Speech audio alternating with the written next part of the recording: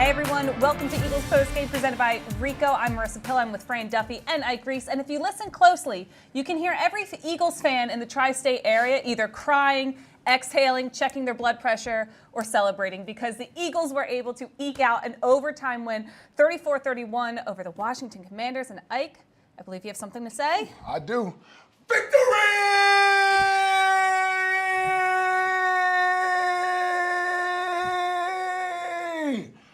Woo!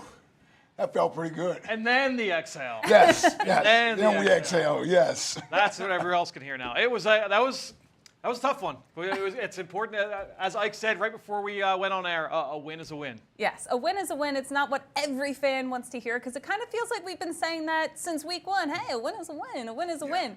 At a certain point, we all thought this game was going to look much different than it actually turned out to be. Both of you thought this was really going to heavily play to the Philadelphia Eagles. I mean, even when you looked on paper, the matchup seemingly played into their favor. All of Washington's negatives played into the Eagles' positives, but it didn't come out like that. You don't play a game on paper, you play it on the field. Why was it such a close game? You got to give Washington a lot of credit. They came in. Listen, they got their doors blown off last week versus Buffalo, 37-3, embarrassed at home. This is a divisional opponent. The last time they faced the Eagles were undefeated, and they ended that undefeated streak last year on Monday Night Football. So let's start by giving Washington some credit for showing up today. It is a professional football team. It is a divisional opponent, but let's make no mistake about it. A win is a win, and the Eagles right now are sitting at 4-0, and we're going to dive into the particulars of the game. I thought there were some good things done offensively. I thought there were some good things done defensively. But there were also some bad things done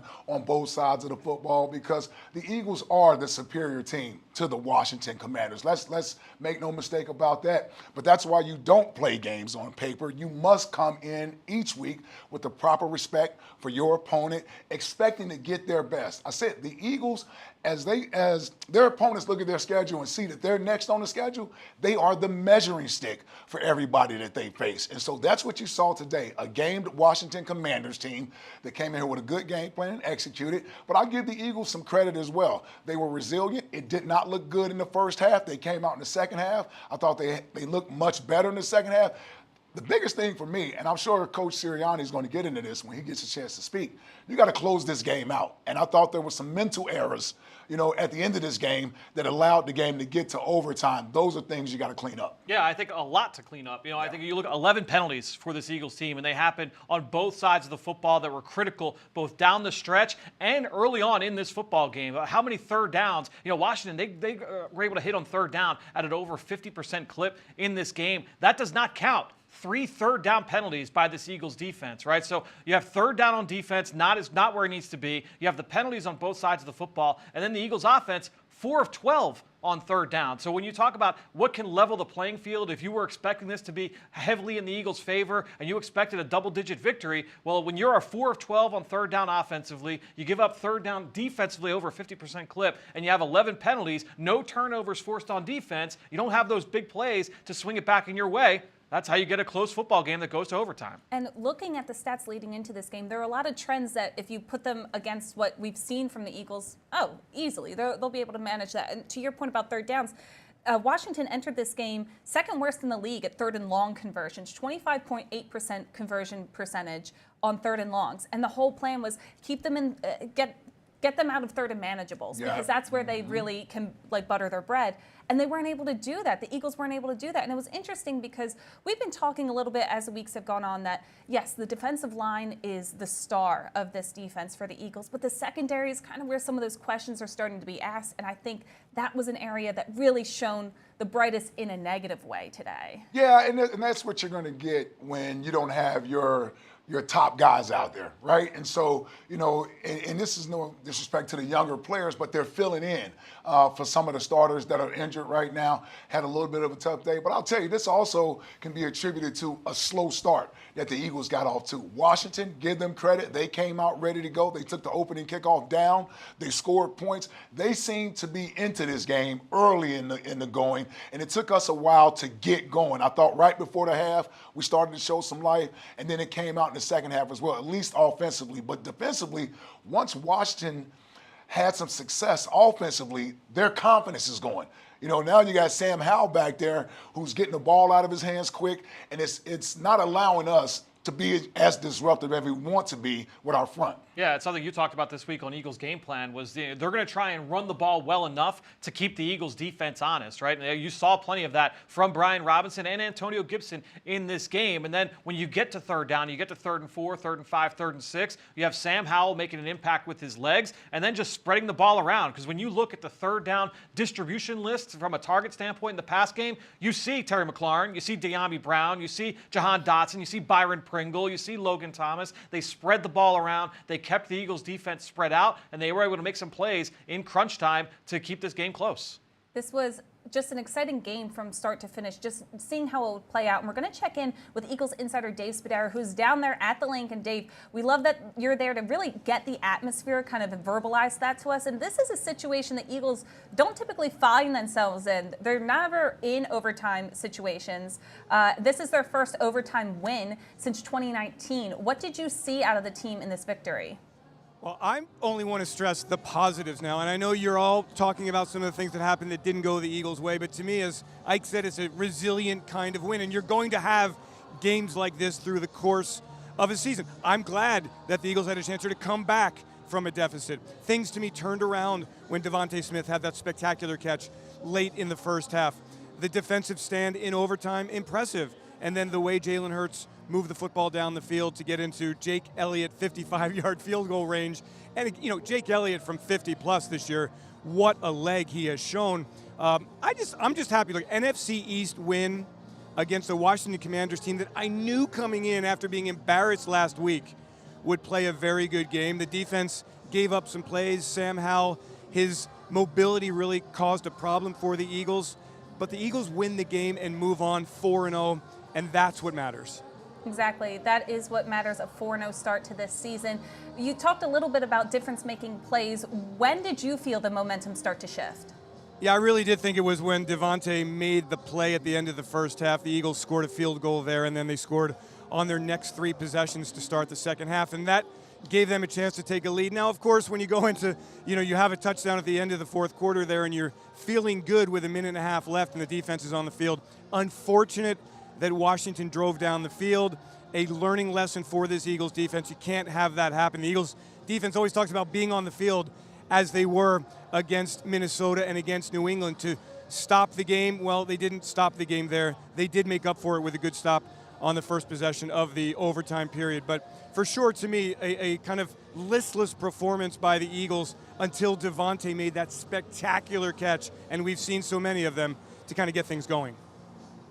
Talking about getting things going, Jalen Hurts looked pretty good from the most part of this game. 25 for 37, 319 yards, 2 touchdowns. What did you make of his performance?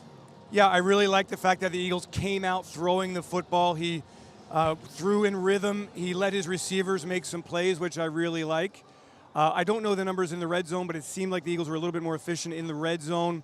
I thought that Jalen had a couple of runs, certainly one for sure, that opened things up. And I don't know, and you guys can talk about our defense. It seemed to me that Washington was really keeping an eye on Jalen in a spy kind of situation, not allowing him to run the football. But he had a couple of runs, and that opened things up. And look, the Eagles' offense just kept coming and coming and coming after that slow start, and Jalen Hurts kept his composure, kept his cool. And once the Eagles got the football in the overtime period, I think everybody here at Lincoln Financial Field, a delirious Lincoln Financial Field, by the way, really kind of felt that the Eagles would put it in position to score. And I will tell you this, just giving you the scene here, we all saw Jake Elliott in 2017 with that 61-yard field goal gets carried off the field. Didn't get carried off today, but emotional coming off the field, pumping his fist. He was fired up, and he has been money from 50-plus yards. And it's really nice to know that you've got one of the best kickers in the NFL as you play big games in December, January, and hopefully in February.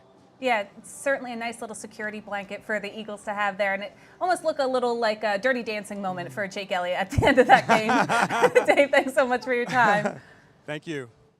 Yeah, Jake Elliott, I mean, just to say he's been money this season is a clutch. bit of an understatement, too, Yeah. but it is. It's nice that you have someone to know that we don't have to drive the length of the field, get a touchdown, and when things maybe haven't been connecting, you have someone that you can lean on like, oh, we're not in great field position, but we're not out of his range. Yeah, and was it last week or the week before where he kicked a 60-plus yard field goal? So, yeah, Jake Elliott has shown from the time he's put on that midnight green uniform that he can be clutch. The 61-yarder versus the Giants in 2017, the field goal to put us up 8 in the Super Bowl, that probably is his most pressure-packed kick he's ever had to make. He made that with no problem. And countless other times when he's been put in a position to either tie the game or give us the go-ahead score, he comes through for us. So you're right. As an Eagles fan, you have to take comfort when number 4 is out there on the field. And as a teammate, right? I would imagine that you know how that feels. You got Yes, Dave sir. Akers for your entire career, just knowing you have that guy that when you cross the 40-yard line, you're like, all right, like we're in his range, we're ready to go. And even as we're sitting here watching at the desk, we're watching overtime,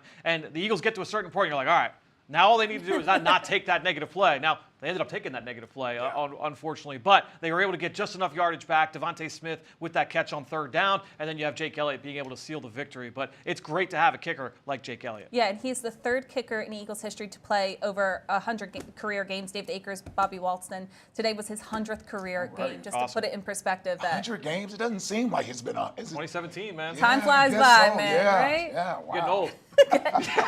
Thanks, Fran. Yeah, thanks for pointing that out. He always needs to hear that. We bring Ike down a peg here on this show. It's okay.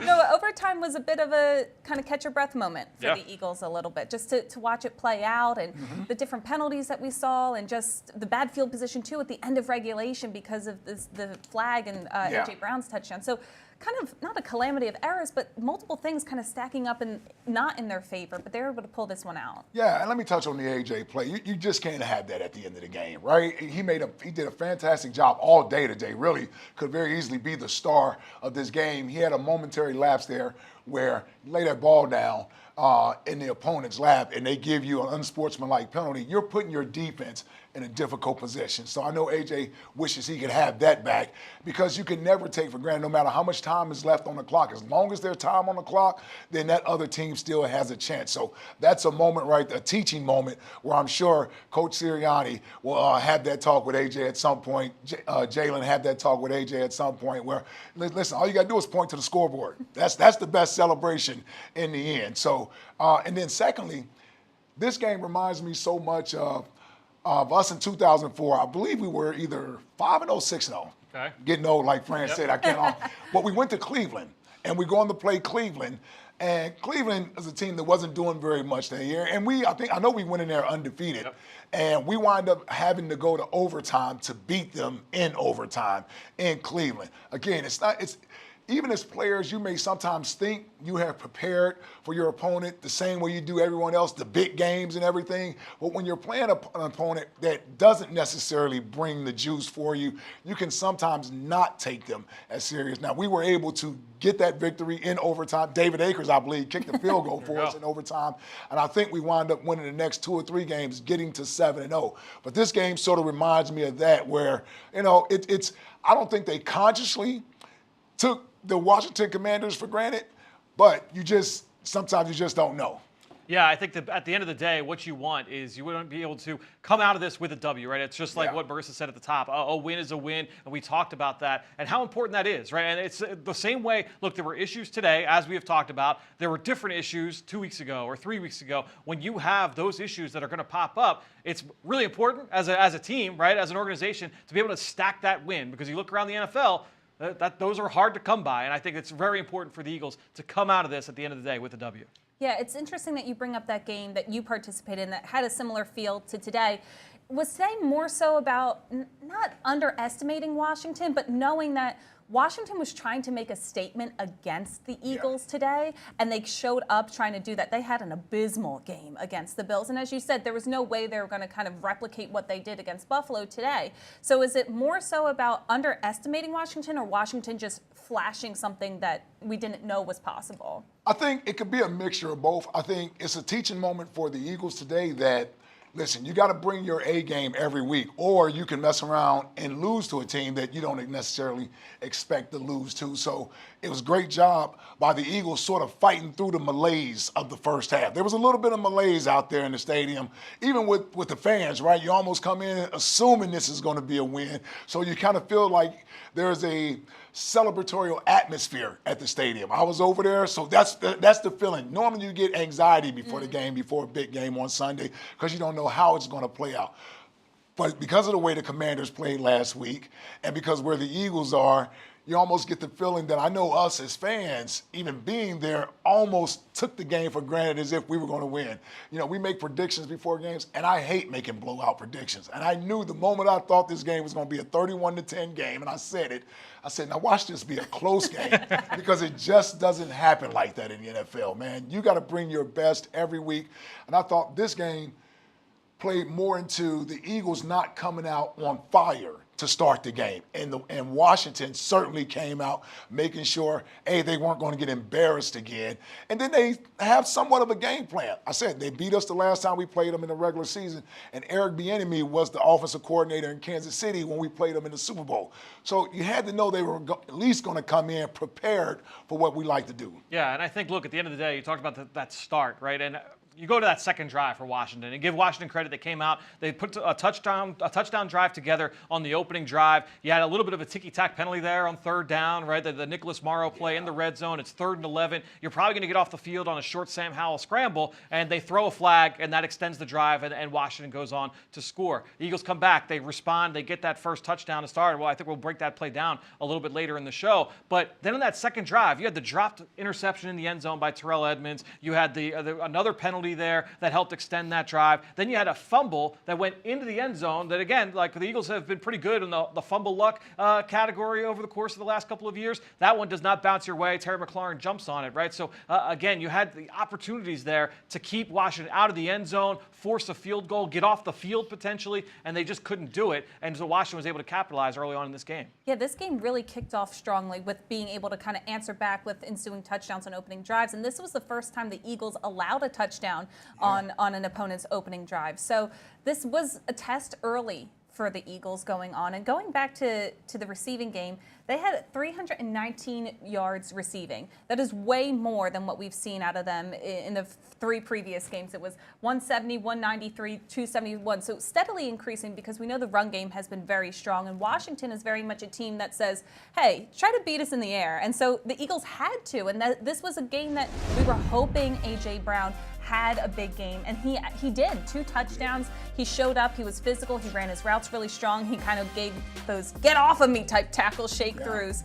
So what opened up? Was it more so about the matchups, or was it just more so about Hurts being able to hit them down the field? I think the matchups do matter, but let's give credit where credit is due. This was about QB1 having a good football game today. A lot of people were concerned about the passing game and where has it been, and is it absent or what have you, and are we running the football too much? Well, I've said this for the last few weeks. Until we're put in a position where we're forced to throw the football and we can't throw the football, that's when I'll be concerned. And I thought today, getting down 14-7, 17-7, I believe at one point, we were put in a position where we had to throw the football, and the passing game woke up today. Jalen Hurts, I thought he was pretty good in the pocket. I'm not going to say it was his best game, because I've certainly seen him have better games. But you're talking about a quarterback sitting back there, reading the defenses, looking at where the mismatches are, and hitting his guys. He was able to do that today to the tune of 300-plus yards, hooked up with A.J. with a couple of big touchdown passes.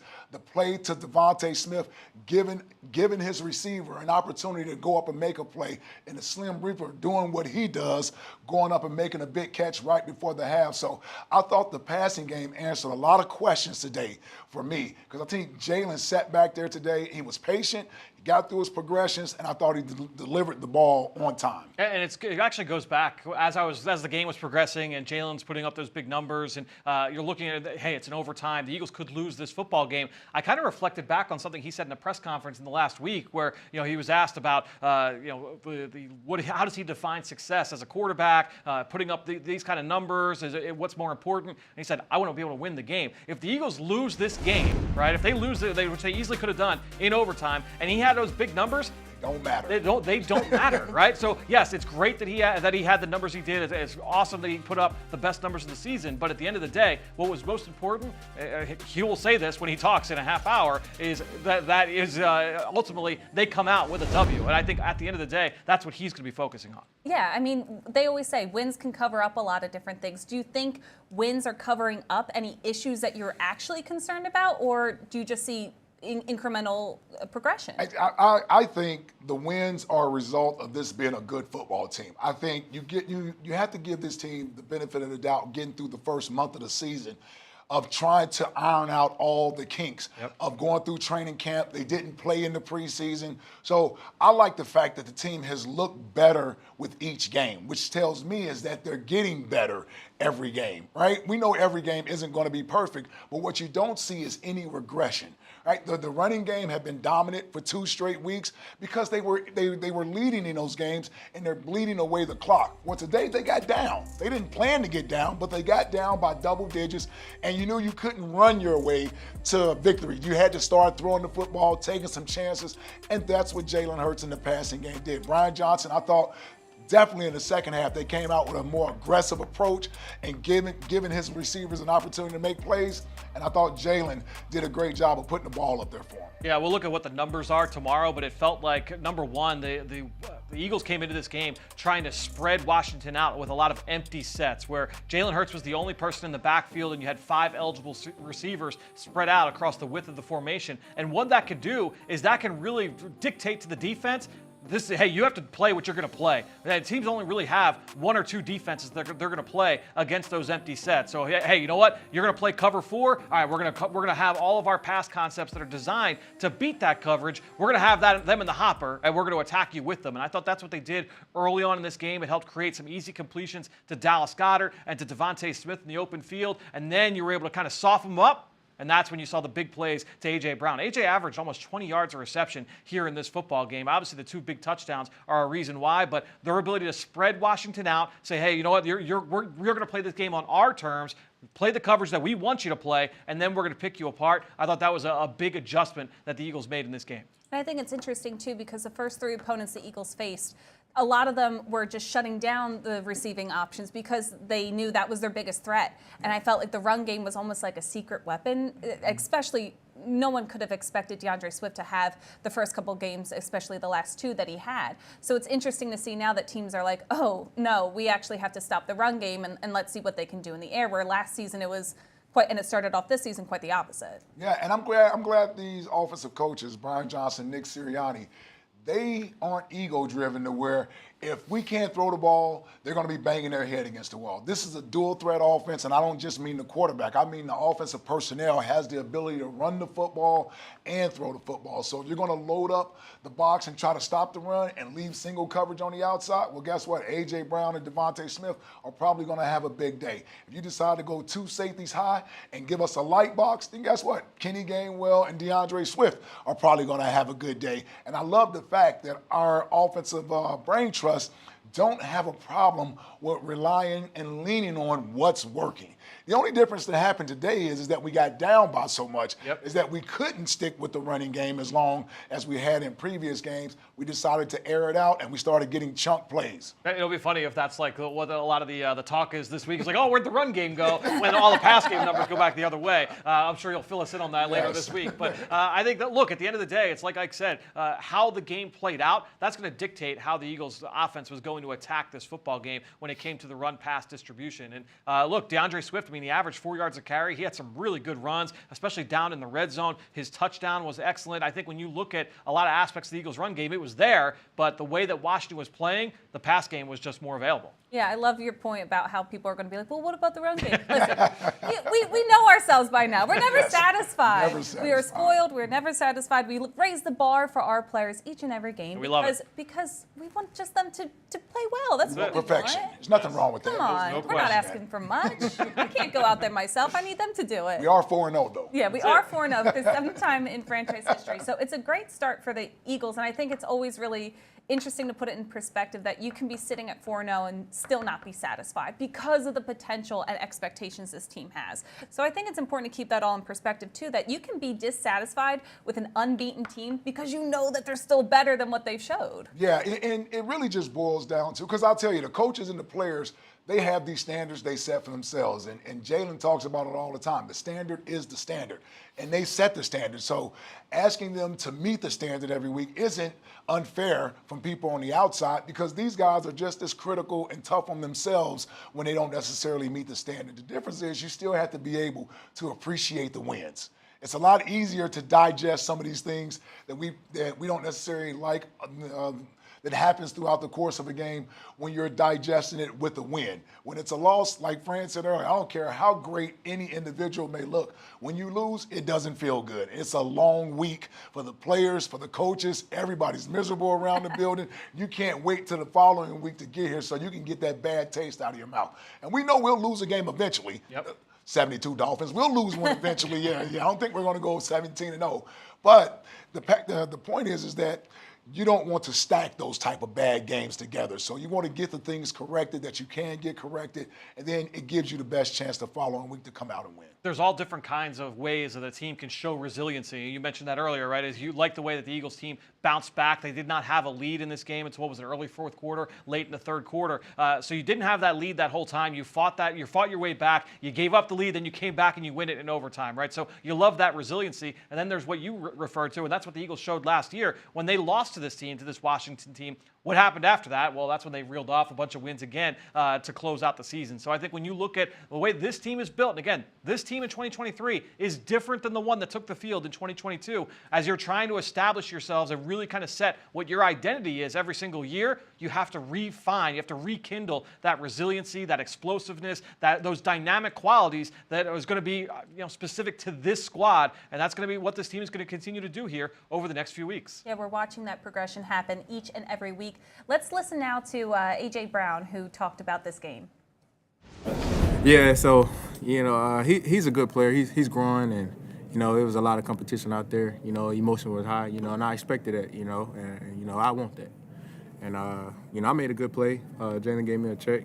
I made a good play, but, I got to be better. I'm a vet now. I can't do stuff like that, put the ball in front of him. So it was unnecessary. It kind of cost us some yardage on the kickoff. So, I got to be better than that, So, yeah. At what point after that penalty did you realize, all right, I screwed up there? I shouldn't have Shoot, Jalen kind of brought it to my attention, and he told me on the sideline, you can't do that. And so he was just holding me accountable at the moment. I think that's the time I kind of realized. And he told me, the kickoff return, they had some good yards, and like I said, I can't do that regardless of my emotions high or whatever. Like, I need to go celebrate with my teammates, because that's what it's about. It's never about the opponent, So. You guys still see something on the plays that you made, seeing how they were playing you, how they were defending you on the touchdowns that you scored? How they were playing me? Yes. Man, they gave the young boy a lot of respect, man. He was following me, and he started following me, and it was like one-on-one most of the time, So they gave him a lot of respect, coming into the game. So, so yeah. Ever since you got here, and I don't think a lot of people feel that, you guys feel like you're starting to play your best football, but you managed to be 4-0 without necessarily playing your best football. No, I think we're still putting it together. Nobody wants to be playing their best football right now, but we're still striving each and every day to fix the little things and head in the right direction. Like I said, we don't want to play. We want to play good. Don't get me wrong. We want to play really well, but we don't want to play our best football right now in October. These are moments that we're learning from. These are experiences that we're learning from. There was a game in overtime that if it happens again, nobody will blink because we're put in these tough situations. So it's a learning experience. However, like we're 4-0. Like Nick just said in the locker room, we didn't won every way. These 4 games. And we're still striving to put our best out there. So most important.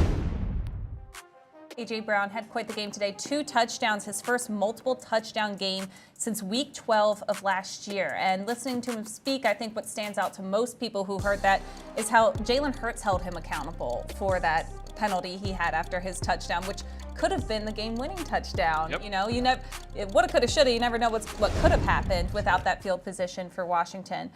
They were able to get the win in overtime, but I love hearing that Jalen Hurts is not just holding himself accountable, but pointing it out to his teammates as well. Yeah, I completely agree, and it shouldn't be a surprise to anyone that Jalen is certainly in the moment and understands the magnitude of those moments and doing things of that nature. But I'll tell you, I like the fact that A.J. Brown was there to also accept that responsibility and accountability and able to digest that in from QB1, listening to him, and then more importantly, being able to stand up and talk about it and admit it and understand that that's something you can't do. He's absolutely right. He's a professional. He's a veteran. He's been around the game a long time, and that's just something that he understands that you can't have that in that moment because you put your defense in a difficult position. It's already tough enough to play defense in this league as it is.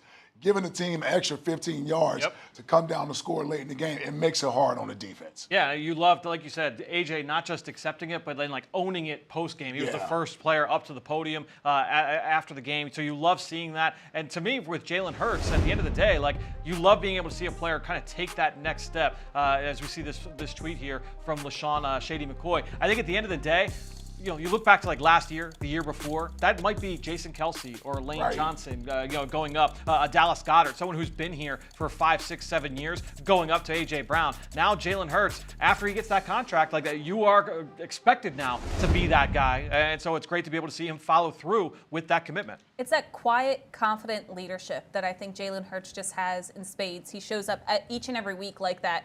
And I love that he's just always kind of so under the radar, cool, and just like has things going.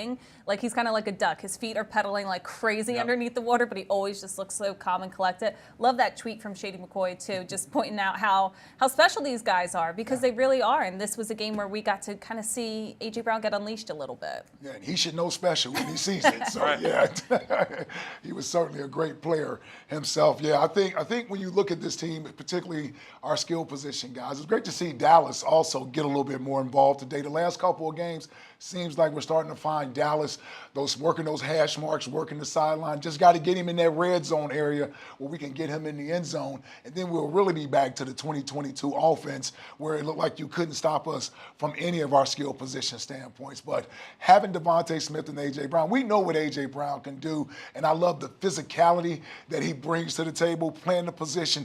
But there's an acrobatic level of playing that position that every receiver does not possess. Number 6 possesses that. He possesses the ability to go up in the air, contort him by his body in difficult positions, and still have the wherewithal to be concentrated on the football, bring it down. It wasn't a clean catch, but it was a catch that he made, and we've seen him make catches like that the last 2 years that, I'm telling you, we just haven't had many receivers wearing this uniform make catches to the likes of Devontae Smith. Yeah, and that's the thing. You got that ability to win in so many different ways. And also, look, he had another big play that came off the board due to penalty in this game. So those numbers that we saw, they could have been even bigger. So I think when you look at A.J. Brown, you look at Devontae Smith, Dallas Goedert, we know what that's the thing is like whenever anyone has talked about the issues in the pass game and things, they're working through it, there's too much talent in this pass game for it to not get to that point, right? You know that they're going to be one of the best pass games in football. You just got to let them continue to work all of this out, and it certainly is going in the right direction.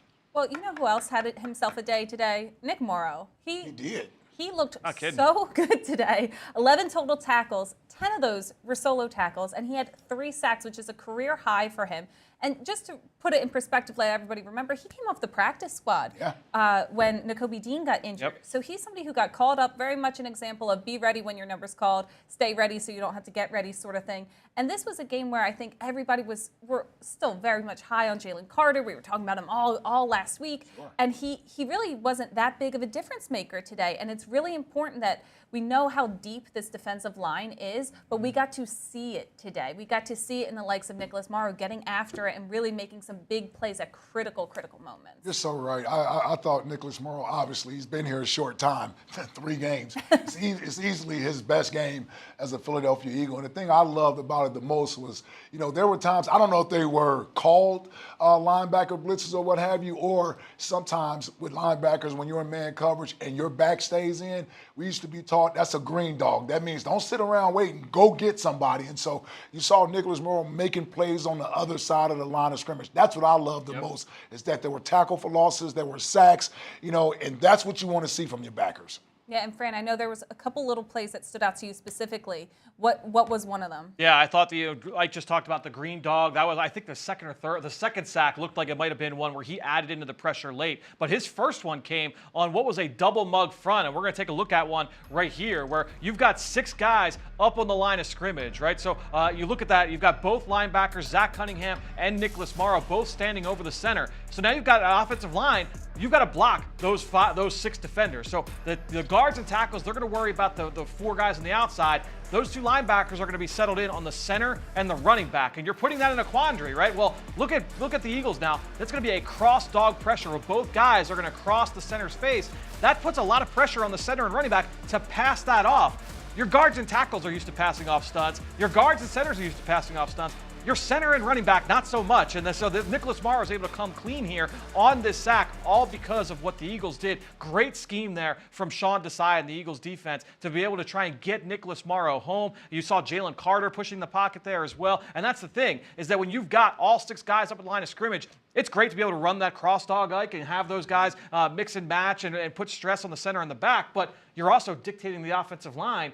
It's one-on-one matchups across the board. So Fletcher Cox, Jalen Carter, Hassan Reddick, Josh Sweat, all of those guys, you're not getting any extra help because that running back, he's got to have eyes on Nicholas Morrow. Yeah, and how many times we haven't seen a whole lot in years past of our linebackers doing those types of things, being a part of the rush. So that's a nice little wrinkle or twist, pun intended. Nice, there we go. Nice little twist there that Sean Desai has added to this defense. And that's about knowing your personnel. Yep. Nicholas Morrow obviously does a nice job at rushing. The fact that he was able to hit that center's hip, get in there, get skinny, stay there, and when the tackle was coming around, his job is to now release and go. But if you don't do that early, it doesn't work. It allows for the offensive lineman to easily pass it off. So great job by Nicholas Morrow taking care of job number 1, which is setting the pick on the hip of that center. And when that tackle is coming around, those linemen are definitely looking to pass it off. But by then, he's already to the hip and then to the quarterback. Yeah, it's great to see a young player really execute on so many different levels because it is more of a complicated job than many people think. Let's head over to the podium now, catch up with head coach Nick Sirianni. Yes, sir. He wants to sit there. Thanks. If you want to sit there, you take it, okay? All right. Nick, Jalen has, I think now 5 game-winning drives, or 6 if you want to count the one in regulation. Yeah. Can you talk about, excuse me, how he played today? Yeah, I thought he played clutch. Just clutch. I think that's the best way to say it. Like whether it was the overtime drive, whether it was the drive where we scored with about a minute plus left. I just felt like what it was. Hey, we didn't have a lot of possessions in the first half, and we needed that.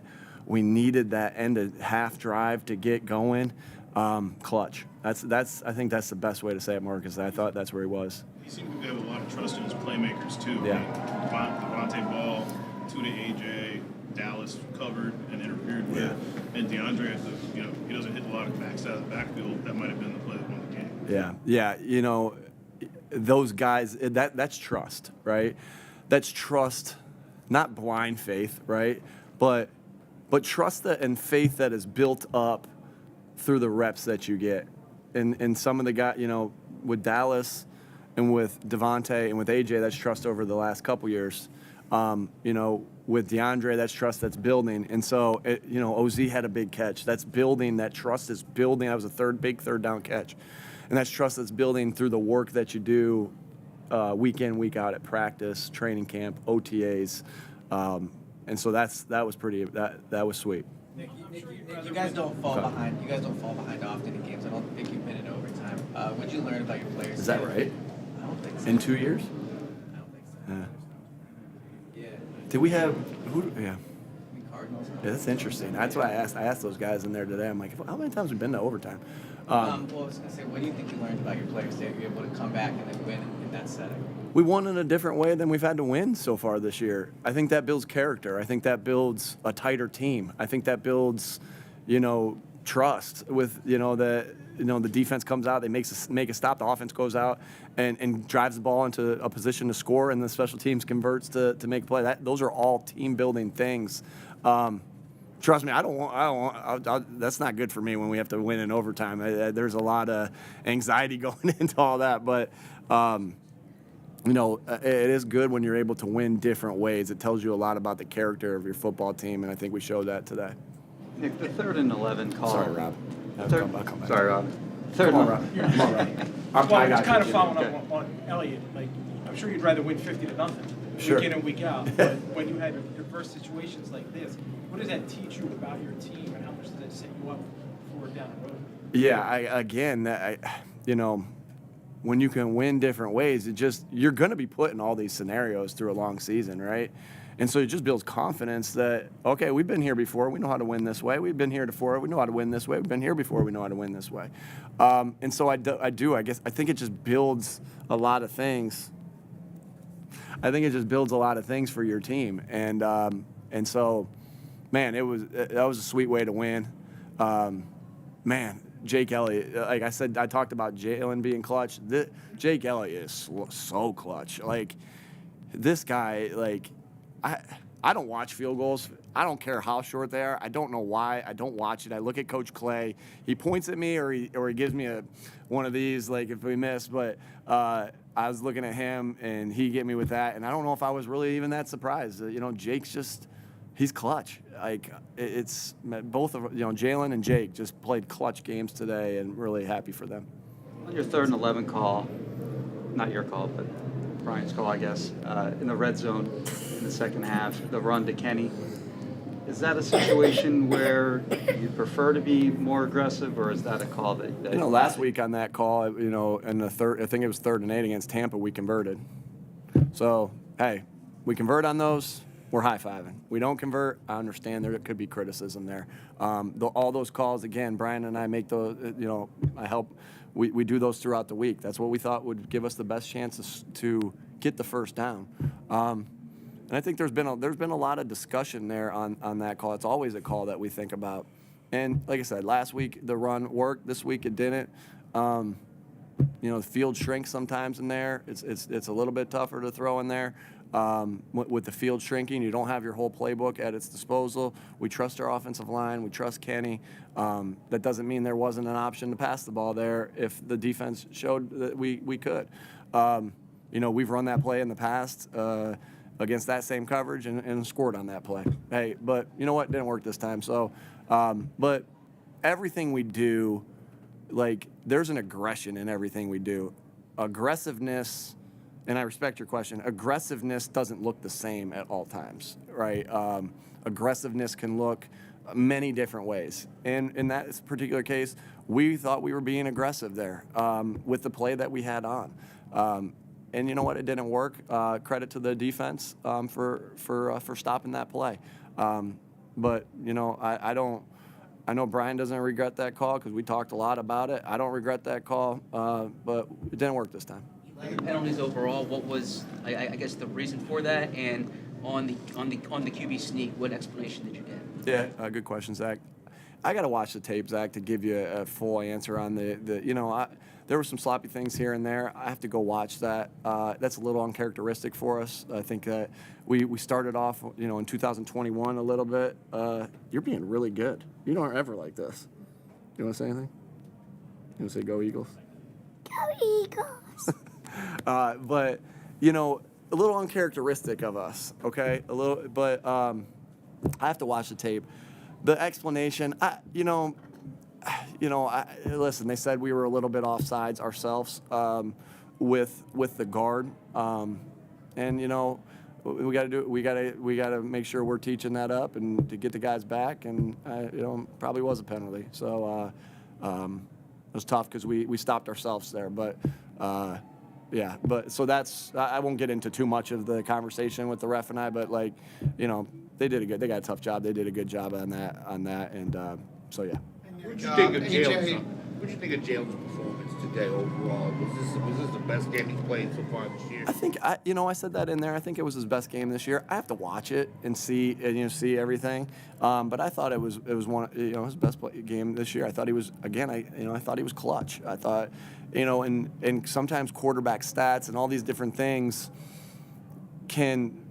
you can override anything that's going on with a quarterback when they make plays when the play's needed, right? And I thought that's what he did today. And I thought that was we needed a completion on that 3rd and forever, and he got a completion. We needed a touchdown, and he got the touchdown, at the end of the game, and he got the touchdown. So just clutch. I thought that's where I really felt. And I got to watch the game to give you a sure answer, but I thought that was one of his better games to date.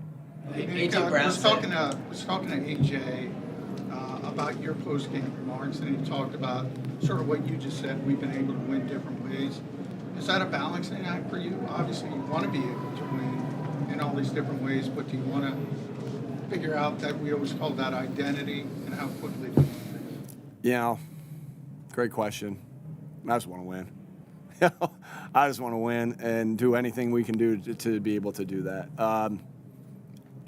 I guess what I'd say, John, is it's natural in this league to have to win multiple ways, and we've had to. But at the end of the day, however we need to get the victory, if we need, I've said this 1,000 times, if we need to blitz 100 times, if we need to throw it 100 times, we need to pass it 100 times, whatever we got to do to win, we'll do that week. I think that's what you do. You try to put your players in the best positions, and you try to do whatever you think's right. And sometimes are we wrong? Heck yeah, But we're doing everything we're trying to do is try to get the W whatever way we possibly can. AJ Brown said after the game that Jalen's normally pretty calm, but he saw some fire from him today. I'm curious if you noticed a different demeanor from Jalen or anything like that. And I'm not with him I'm only with him about when defense is up and he's on the sideline. Sometimes a lot of times I'm watching the defense and having to manage the game. I saw the calmness, but I'm not with him all the time, right? So AJ's observation, because he's out there in the huddle with him. So I don't know. I can't answer the question, but man, he played good today. Do a couple more. Through 4 games, what have you learned about this team? I know it takes a little while, but now that you're at this quarter mark on it. Man, I think we are truly a team that's in a growth mindset that we're happy, to be 4-0, but we know that there's work to do. Even talking to Jason Kelsey after the game, he's like, we're 4-0, let's go. And, even he said, I know we got a lot to clean up. And he's right. We got a lot to clean up.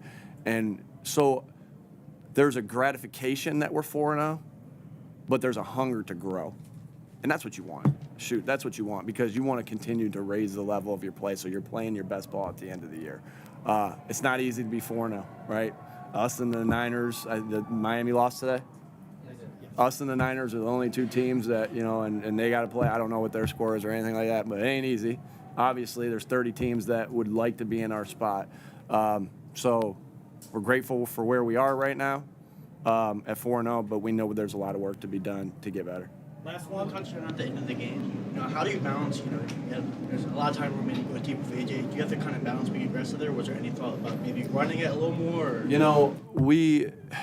Sometimes you play, the main goal is to score, right? Sometimes it happens where, we ended up getting a big play. We saw a corner that was aggressive. We took an opportunity there, and it worked. Jalen and AJ made a great play. Obviously, and so you go in there and score. What you don't want is the penalty to give them the extra 15 yards. AJ obviously was apologetic about that coming off the field. A lot of emotions in that game. We'll definitely learn from that. It'll be a teaching moment from that. But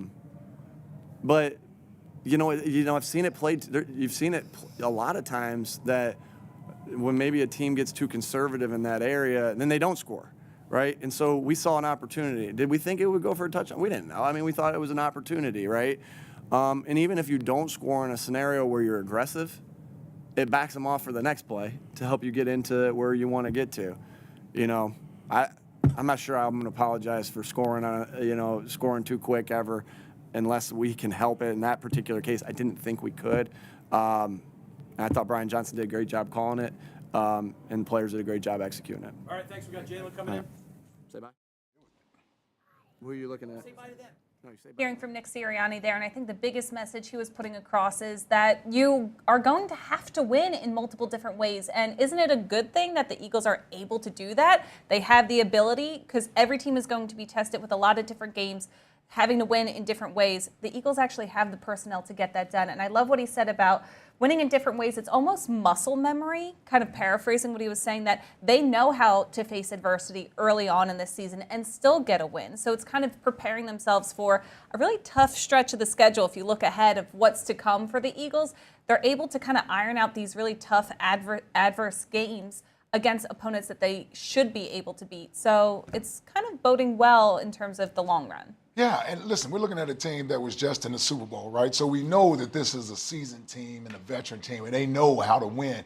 But as Fran stated earlier, this isn't the 2022 Philadelphia Eagles. It's a different team. It's the 2023 Eagles. So these guys right now are sort of building up some of the calluses that you get as you go through a season, and you're going to have close games. You're going to have close games. Every game isn't going to be an easy win for you. You're going to have to come from behind against teams, and not only when you play teams that you expect to be in a tough game with. You're going to sometimes get games like against Washington. I remember last year early in the season when they played Jacksonville, got down 14-0, I believe, in that game. I believe they got down 14-0 in that game in the rain and had to come back and win. So, yeah, it's a lot easier to make the coaching corrections and players to accept these corrections when you win and you feel good going in there and watch film.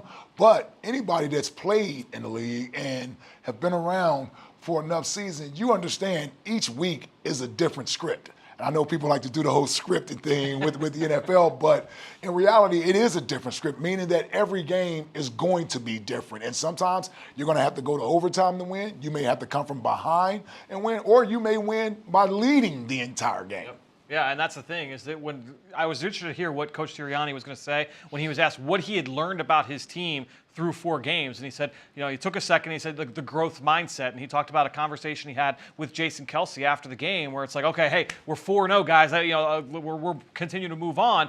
And Kelsey's like, yeah, but we got a lot of work to do. And so anyone out there who's thinking like, this team, they still have things to work on. They don't look great right now. Why doesn't it look like the team from last year? They know it too, right? They're watching the film. They're at the game. They're on the sideline. They know that they're not hitting on all cylinders. We're going to hear from Jalen Hurts in a little bit. He knows they're not hitting on all cylinders. If you ask Sean Desai, if you ask Darius Slay, if you ask Fletcher Cox, they would all say, yeah, we are not operating on full tilt right now, but we're 4-0. We keep getting better, and we keep getting better and better. A.J. Brown said it earlier. You want to be playing your best football by midseason, and that's where this team is ultimately trying to work to. Yeah, it's like everyone's happy, of course. You're 4-0, but if you don't think that this team is aware that they're not playing at their best, then you're not paying attention. This team is by far, they are well aware that their potential has yet to be reached. And I know a lot of people want to compare last year to this year, and we keep saying this is a different team. Last year, through their first 4 games, their average margin of victory was about 12.25 points. This year, it's about 7 points. So those margins of victory are getting a little smaller, but they're still margins of victory. Yeah. And I think that has to be the underlying thing. Now, a win doesn't wash over completely everything, but it does help move things forward when you know you can kind of have a little more breathing room preparing for the next game.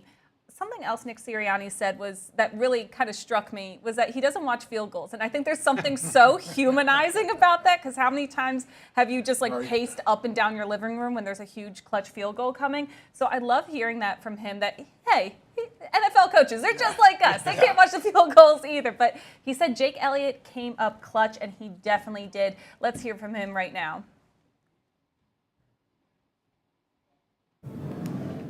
When you kick, obviously, overtime, you know the situation. I imagine you try to approach every kick the same way. How do you sort of balance that? Yeah, I was kind of in that zone for a while there. I was thinking that was going to come down to me there in the fourth quarter, and then obviously had the long touchdown pass and prolonged it a little bit. But yeah, try to get into that mindset on the sideline, knowing it's coming down to me, really zoning in. But yeah, it's the same every kick. I have a process. I'm hitting balls into the net on every down, and just kind of visualizing every kick. And I was happy to put that one through. Yeah, every time Jake Elliott hits one of those big field goals, I always think of that scene in Billy Madison, like, man, I'm glad I called that guy. So I think that's what everybody can kind of relate to. Now, listen, we've been asking Ike questions all throughout the show. I know you have questions at home, so make sure to send your questions in. Ask Ike, presented by Pond Lee Hockey, and he will answer them for you, right, Ike? I will, to the best of my ability. To the best of his ability, correct, yeah. I asked Ike as we were listening to Jake, I said, well, what was, did he have a ritual for when the field goal was happening? You were just talking about Nick Sirianni not watching. If there was something, because I know a lot of players, if there's a field goal, there's a clutch moment, there's something you always try. I need to be sitting at this part of the bench. I need to be sitting next to this guy. Did you have anything like that? I did. I did the whole, before every kick, but I made sure I watched it. For some reason, the adrenaline rush and the anxiety of this is either a game tying or game-winning field goal, or it could mean we're going to lose the game.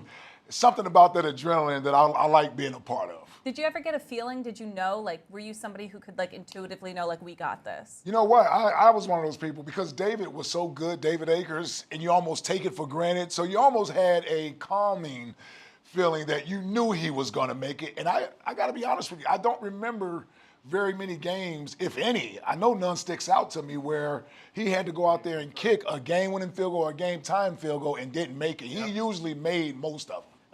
Now, you were typically on the field for field goal block. No. All right. So I ask that. So I can be on the sideline. I got my Gatorade in my hand. Yeah, and I'm watching. Well, I was going to say, what about defensively, though, when the other team's out there for a kick? If you were not on the field, did you have any, were you doing Now that, I will tell you, with the other teams out there, you're still sitting there watching it with bated breath. Yeah.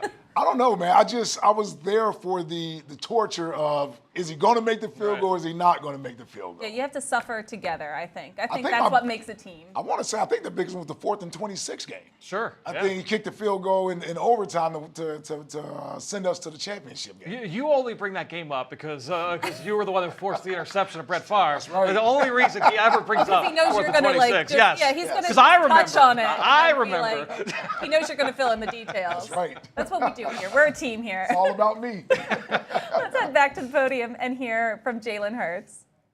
That's a big deal when you fight as hard as you guys did today and get this win. How much of a satisfaction or a boost does it give this team? I think, I think tension, pressure builds character, and we needed a game like this for us. I jokingly thought to myself, I guess we want to play a little longer tonight, but I think a win like this does so much for the spirit of a team. Because winning is not easy. Winning is hard, and it's hard in this league, and it's very hard in this division. And I think it, in multiple ways, lights a fire for us to continue to do what we want to do. Right? I come up here and I tell you guys how important keeping the main thing is. The main thing is just continue to grow and getting better every day, and there are a ton of things to clean up at every phase, and every guy could have done something better out there today, but when you find ways to win in those moments and you persevere and you stick together, that makes the team come together, that makes us stronger together, that builds up a corral and a special togetherness, and so I'm proud of how we fought. I'm proud of how we overcame. I'm proud of how we were resilient. And I'm excited to continue to build and continue to grow as we've done this whole entire tenure so far. Sirianni said just now that he thought this might have been the best game of the season. Your thoughts on that? Just growing every time I step on the field. I think that's my goal, is to get better every opportunity that I have. I think it's always good to protect the ball. And, we gotta finish in the red zone. I think we finish in the red zone. That's a totally different game. We have multiple opportunities to do that, but that pressure builds a ton of character. When you put yourselves in those positions, it's about how you respond, and that'll pay dividends for us in the future. AJ and some of the guys said they could sense the fire from you late in the game. Do you feel in those moments that that's exactly what you need to do to kind of get yourself and the team? Well, I think that was something. You know, my whole career has kind of been a roller coaster in terms of being in different and unique and unprecedented moments, which you may call pressure, and stormy and that fire, but you know, that's what I was born in, you know, and I feel like it's a unique feeling being in those situations because you work so hard and you prepare so hard and you go through so much to put yourself in a position where you're comfortable in those moments. And so, you know, look, you know, they played a great game and they competed well. I think for us, it's a ton to build on.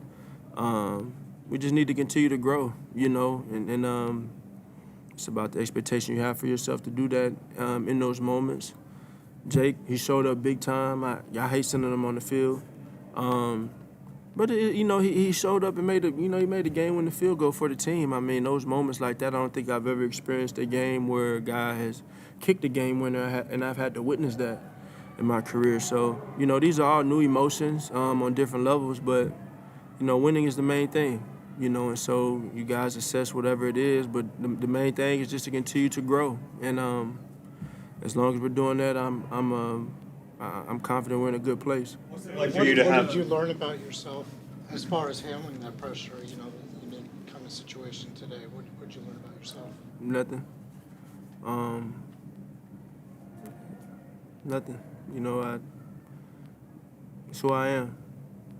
And that's what it is. Can you talk about some of the plays that you guys made for you today? You gave your playmakers a lot of chances to make plays. You know, none more significant than the, you know, second and 11 conversion by DeAndre at the end. Dallas over the middle.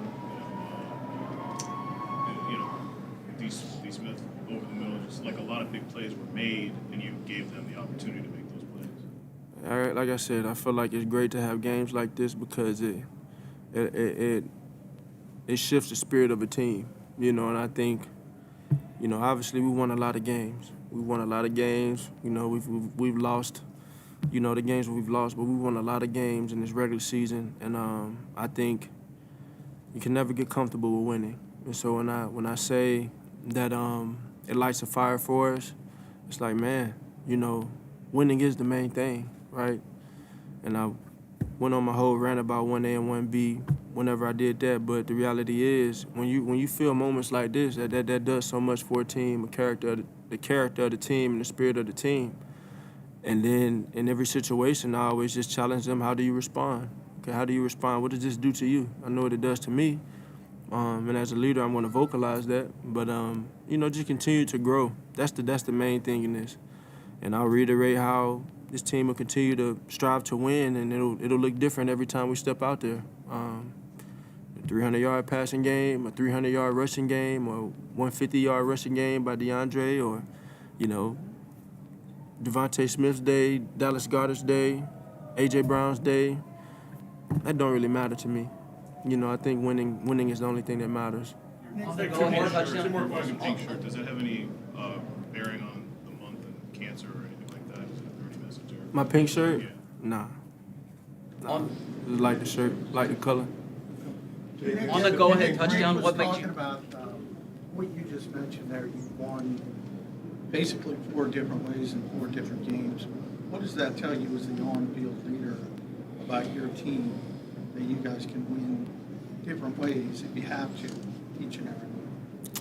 Yeah, I think it's reassuring. You know, I think it's reassuring for us, and I think more so, man, when you feel those moments, they build so much character for you. I'm hammering in on that. It builds so much character. And I think that can mold the character of this team to trend forward and continue to grow. And I think we all have the mentality of looking at it and growing, you know. And, you know, no one's satisfied, you know. No one's satisfied. No one's ever satisfied, you know. I'm never satisfied. But winning is the only thing that matters, and we'll enjoy those wins because we earned them. And we know what winning can do, you know, if you take it in the right way. So we just want to keep that hunger, keep the eagerness to get better, and just keep growing, keep chipping by the bid. And we find ways to win. That's going to look 1,000 different ways. On the goal of the touchdown, what did you see that made you want to go for the end zone in that situation? You know, some things just happen in those moments. Yeah, you know, you asked me a question about staying in the pocket last week, you know, and it's a field thing. So in those moments, in those high tense and high intensity and pressurous moments, you know, it comes down the field, you know, and I think winners find a way to win, and we found a way to win. You know, we just want to continue to find ways to win. Yeah, thanks, y'all. Thanks, everyone.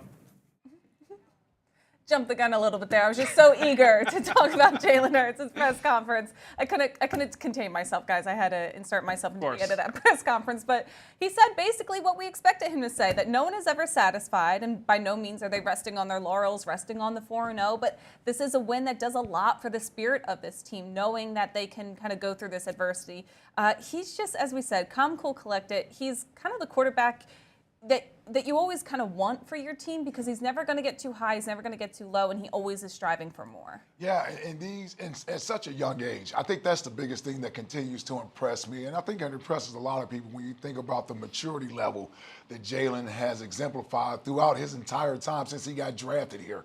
You know, coming in with a franchise quarterback already in place, not knowing how he fits in, and then dealing with the fallout of his rookie season, then hearing questions about, is he the guy the second year? Like, he's had to answer questions about his place here and what he is as a quarterback since he's been drafted. And the thing that I admire about him is that he's taking it all in stride, right? He goes about his business. He knows the standards that he set for himself, and anything that the outside world may say, he does not hear it. He blocks it out because of those standards that he already has for himself. And then the best part is, it's not just lip service. Yep. He does it. He does it. His teammates respond to it. They see him. His coaches, they respond to him. So you're talking about having a face of your franchise, a face of your locker room, and a leader in your locker room. Man, this is the type of quarterback, this is the type of guy you want leading the charge. And I don't mean just in good times. I mean, this is the type of guy you want in tough times, because there isn't going to be any finger pointing. If it is, he's pointing at himself first and foremost, because of the accountability he likes to make sure that he's taking in the good times and the bad times. And I think that permeates throughout the rest of the locker room. They take their cues from him and how he carries himself. The wins, he doesn't get too high. The losses, he doesn't beat himself up over it. He gets back on the horse, and he gets back to the drawing board, and he gets back to working. And it hasn't just been since he's been in the NFL, because you go back to college, and he's always in a position where he has to prove himself, whether it's at Alabama, at Oklahoma, or here with the Philadelphia Eagles. And he is the tone setter, right? I mean, he's the tone setter on the sideline. He's the tone setter on the locker room. He's the tone setter on the field. I think that's why, Jalen Hurts, he encapsulates everything you want from your franchise quarterback. Yeah, it's somebody that you can always rely on. And he linked up big time with A.J. Brown at the first touchdown of A.J. Brown's season this year. And we were all really excited, but I don't think anybody was more excited than Ike. Touchdown!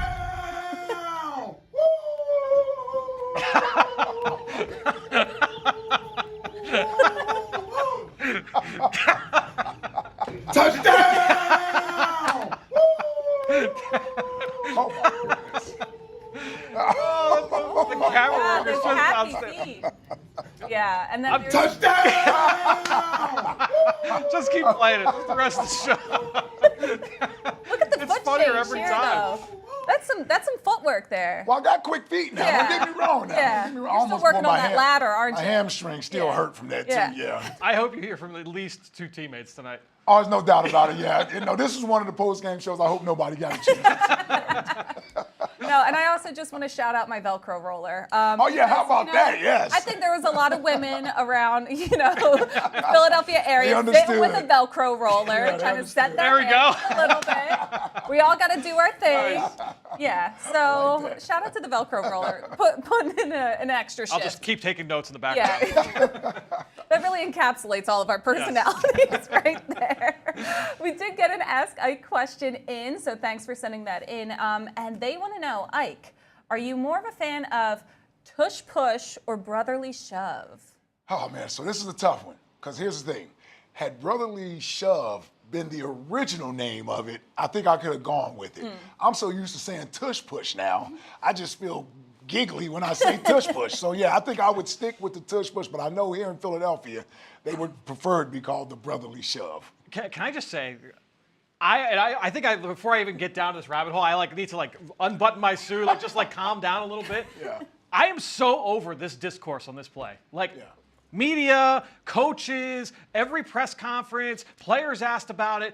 You hear Joe Davis on the broadcast saying if only every team could run this on 3rd and 1. Literally every team in the NFL can run this play. All the other 31 teams try it. No one is as successful as the Philadelphia Eagles. Everyone tries to do it. The Eagles find a way to convert. They got to be going on a 90% clip, 95% clip. They did it 3 times today. It's legal. The competition committee looked at it this offseason. They said it's fine. I am so over it. It's unbelievable. It's not a football play. Do they change the ball out in between plays when it's 3rd and 1 or 4th and 1? And then to hear their coaching staff criticize it during the week, and then they come out and run it twice today and get stuffed on the 1 and get a false start. I'm so over the discourse in this play. It's insane to me. Thanks for coming to his TED Talk, everybody. Yeah. I am not giving Fran my opinion on the discussion. I will not give my opinion. But I think it is. It was Jack Del Rio who said, "Oh, it's not really a football play. It's a great rugby play." It's like, sir, don't hate me because you ain't me. You know what I mean? You can do this. It is not something that the Eagles have some sort of advantage over anyone just because they're good at it. It's just because they're good at it. And Del Rio is a USC guy. When Reggie Bush got pushed into the end zone, I wonder if that was a football play back in the national title in 2002. But who's keeping score? We'll We're not bitter. We're not bitter here. Fran has a lot to say. I'll give him He doesn't usually get fired up. He doesn't usually get fired up. I'm so sick of the discourse around this play. Every talk show, every press conference. I'm sorry, the Eagles have 99-yard field and you have 100. I'm sorry. The Eagles, they make it work every time they play. So what are you more sick of, the Tush Push controversy or the Kelsey Swift conversation? Oh, easy, Tush Push. Oh, wow. Yeah. No, easily. That's an easy one. This is a tough one. This is a deep cut. That's a tough. No offense to the Kelseys. I love you. Well, Mama Kelsey was in the stands with Jake She from was. State Farm. Yes. Yeah, interesting fan choice. Yes. I hope Mama Kelsey has an agent. I think Mama Kelsey's bringing in some money on her own. She has an I think she's doing well enough. We know Fran has a lot to say, and he actually broke down one of the great plays that happened early on in this game in this week's Rico review. Let's take a look.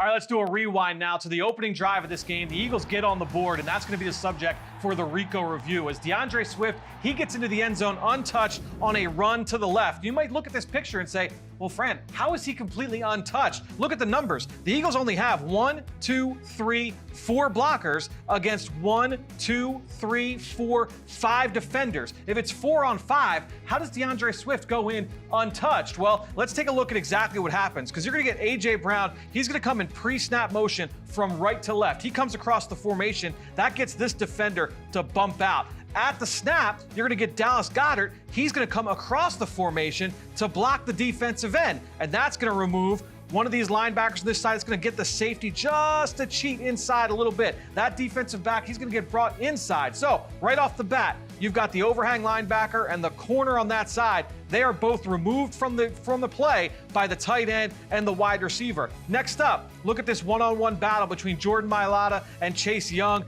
Young's going to run upfield, and you're going to get Mailata using that inside arm to just invite him up the field, just kind of remove him from the path of this play. Then you're going to have Olamide Zaccheaus. He's going to crack down on this safety. And again, that corner on the outside, he gets sucked in a little bit. So essentially, you've got the motion from Goedert and the crack block from the safety. That's going to remove that corner from the equation. So we're going to let this run.